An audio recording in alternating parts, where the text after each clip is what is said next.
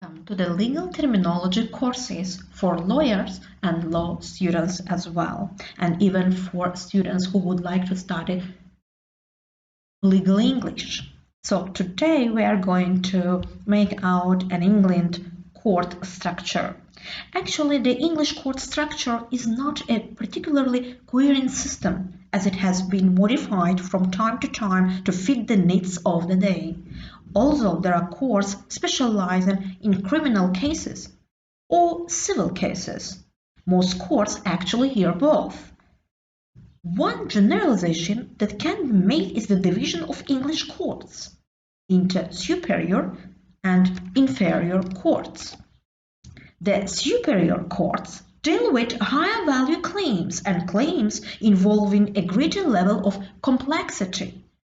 The superior courts are the Supreme Court, the Court of Appeal, the High Court, and the Crown Court as well. The most important of the inferior courts are the County Court and Magistrates' Courts. The distinction between superior and inferior is very imperative with respect to the doctrine of binding precedent.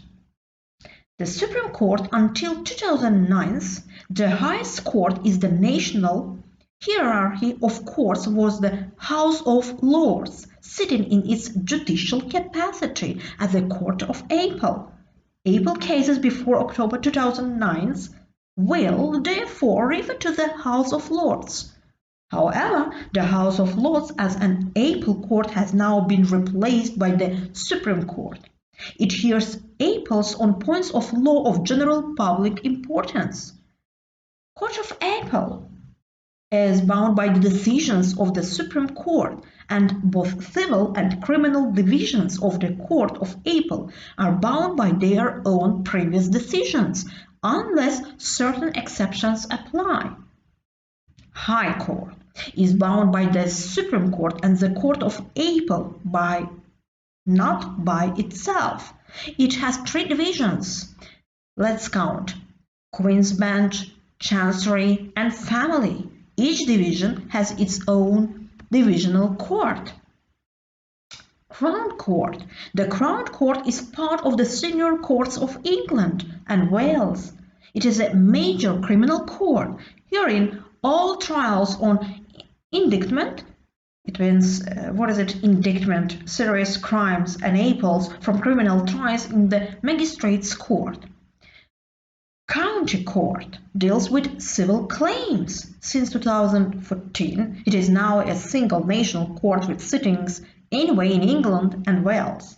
The jurisdiction of this court has increased considerably in recent years, and its decisions are sometimes reported. Magistrates' Court deals primarily with criminal cases. Its decisions are not binding on any court, though a number of other courts and tribunals exist in addition to the mainstream structure, for example, the Coroner's Court and the Employment Tribunal. The United Kingdom is the member of the European Union, also not a national court. The court at the apex of the English court structure for all matters concerning the law of the European Union is the Court of Justice of the European Union.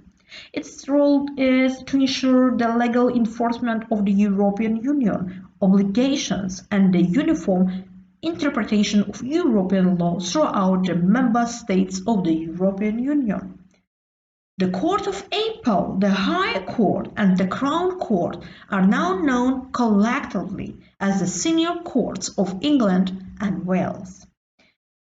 There is no parallel separate system of administrative courts, such matters being mainly dealt with High Court judges. Claim for judicial review of decisions made by public authorities can be brought to the administrative court, which is part of the High Court. So actually, we put there some slides of abbreviations of the legal terminology in English, and you can find it by yourself. You can search it and navigate it. And actually, the next hour lesson will be concerned about the United States federal courts, state courts, and their structure and their apples and many of other things. So legal terminology in English is very imperative for lawyers, law students, and for attorneys, and for even law lecturers. So you are more than welcome to our YouTube channel for free lessons and classes. And that's all for this lesson.